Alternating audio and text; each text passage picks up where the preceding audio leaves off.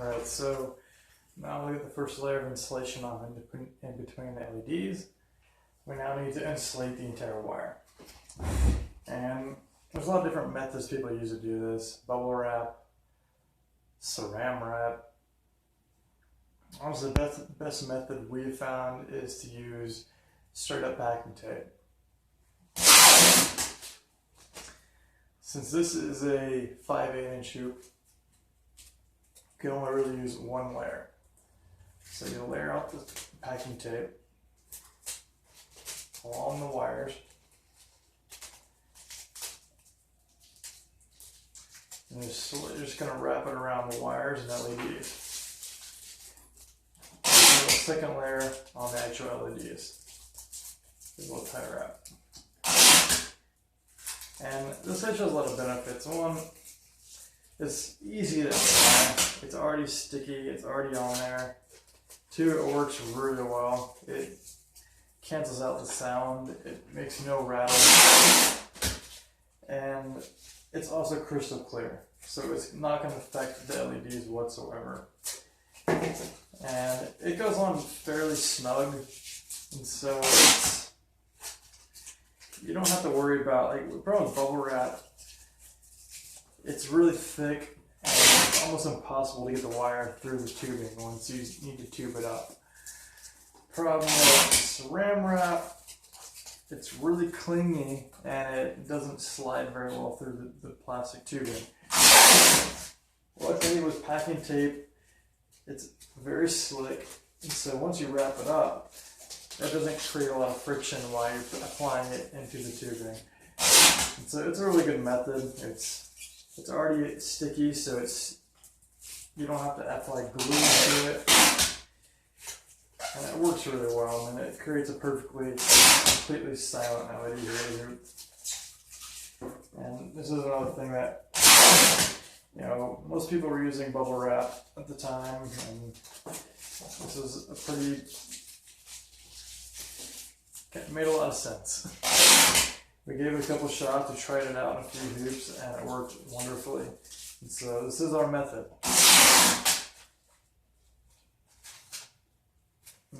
Nothing super technical, nothing really advanced about it. It just works well. Straight and simple. And it also is nice because too, if you need to access any of the LEDs for repairs, if you need to get into it, you just slice it open, peel it apart, and you got to access the LED. You can swap it out, replace it, and fix it. So now we have the strand wired up. It's got insulated. It's ready to go. Next step is the tubing. So this is a 5/8 inch polypro hoop. So we need to cut. You've already cut the wiring to make sure it's the exact size for a 32 inch hoop. And if we missed, even every hoop to the inch has to be completely measured exactly. LEDs have to be spaced out the exact width, or else the whole LED hoop will be off symmetry. It'll look terrible. So every hoop has to be spliced, and on top of that, tubing also has to be measured the exact same size, obviously. So this is a 34 inch. Pardon me. That's why I have notes. So I've got, here is just a little tape measure, like a fabric tape measure. And this works really well. Usually there's marks on it as you get down to show different inches for the outer diameter. And so the first thing you want to do is make sure the tubing is being measured about the same curve that the hoop will be when it's done. You just want to go along the outside of the tubing. And this is why I do outside diameter. It's a lot easier to measure, a lot less complications. You want to make sure the tubing's stretched out a little bit. That way it's the same arc, because if you measure it when it's really coiled, or you measure it when it's straight, it will come out to a different length because it will actually stretch out. When it's straight or bent, it actually changes the outside curvature. And so you have to make sure that when you're measuring it, it's about the same curve that it will be when it's a complete hoop. So you got this done. Now this is another important part, cutting the tubing. So nothing complicated, it's a pretty typical tubing cutter. But you want to make sure the tubing is completely straight. There's no tension on either side. and you want to make sure the cut is perfectly flat. It's got to be straight. If it's bent, if it's not straight through, it will create a gap in your connection. So you just want to slowly cut it. You want to rock it back and forth. And slowly cut through the tubing as you do that. Cut the, look at it's a nice, clean, perfectly straight cut. It's exactly what you want. Now the tubing's done.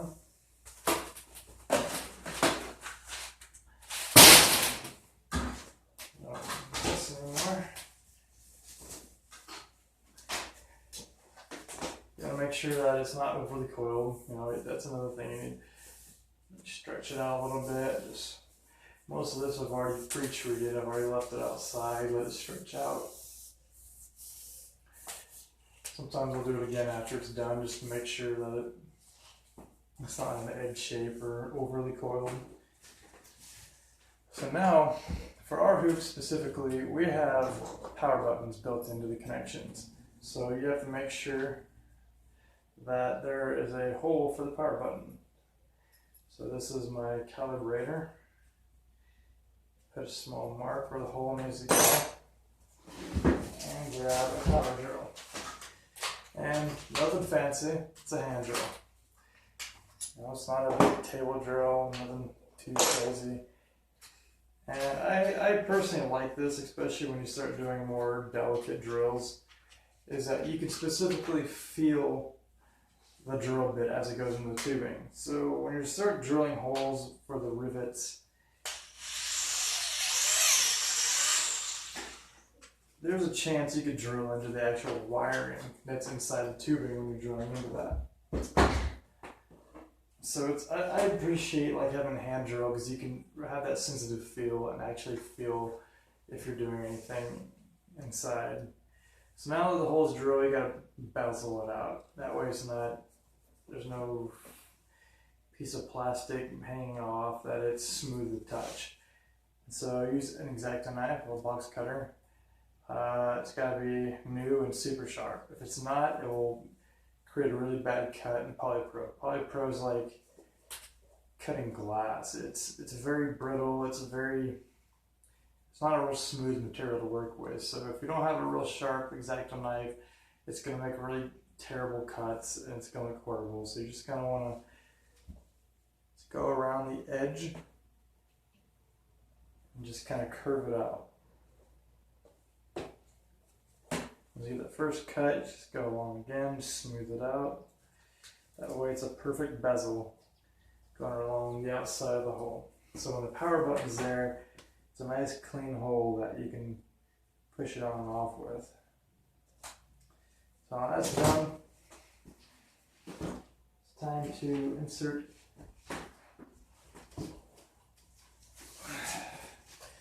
the wiring. Gotta make sure it's into the right direction. Put it through. And this is probably the most difficult material to feed a wire through. The 5/8 inch polypro is really thin, and it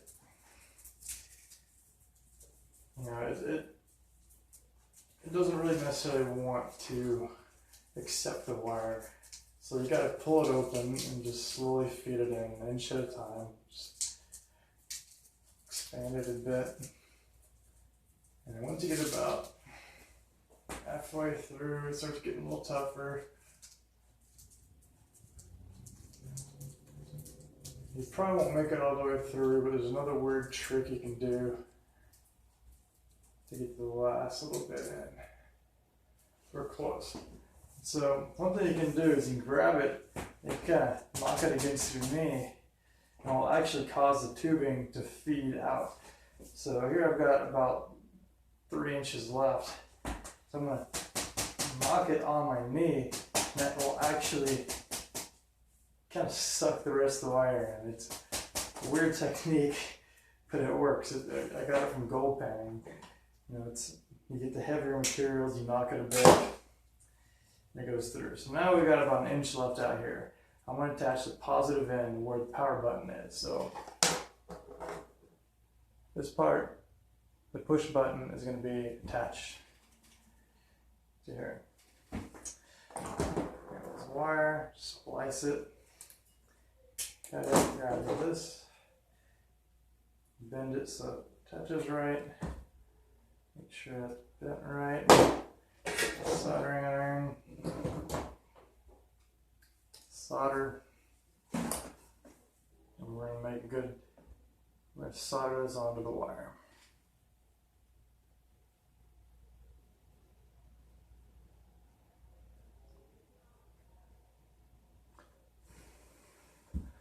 Alright, now this is soldered on. Make sure that it doesn't move around and bend, so you need to insulate it again. So I'm going to hot glue it. What this does, it really makes sure that it doesn't move. It won't bend back and forth, it won't move when you use it. You can throw this off a roof of a building and it's going to keep it from moving. And by preventing it from moving, it won't break. Because that's really the worst thing that can be in a hoop is pieces that move and bend back and forth. And eventually over time, after a few months, that metal fatigue will just snap and it will break. So now that this is ready to go, you need to feed this into the hoop where the hole is. So I'm gonna, same method, do this to get this sucker down. And this is, get in there. Use this to help push it through. Takes a few tries. You don't want to do it too much. If you just push this all the way in, it'll start kinking in here and you're going to create a whole mess. The LEDs will lose their measurements. You'll have like a real close, you'll have like 2 real close LEDs and they'll be spread out in one way after that. So you don't want to do that. So you want to make sure the wire feeds through properly. Pull that out. And once the wire gets pulled through, you can get the push button exactly where it needs to be placed. There's a hole here, and it needs to be exactly where that hole is.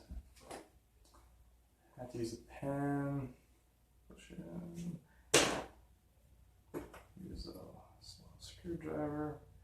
So now that the push button is exactly where the hole is, I need to drill a hole and rivet it in place so it does not move. So this is where the hand drill is really necessary, because you can feel if you're getting into anything that's a little hitting a wire. Just want to do it real slow. Hit reverse. When you hit reverse, it cleans out the inner debris. And another thing to do is make sure that your rivet's going flat. Is you need to get an X-Acto knife